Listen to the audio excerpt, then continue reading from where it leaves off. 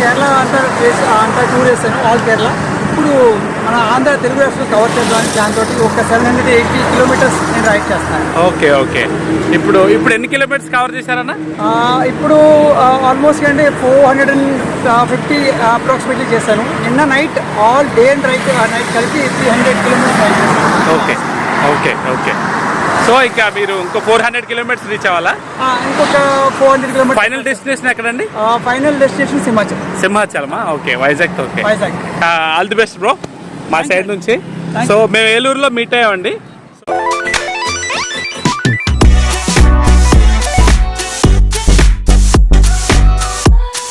All the best.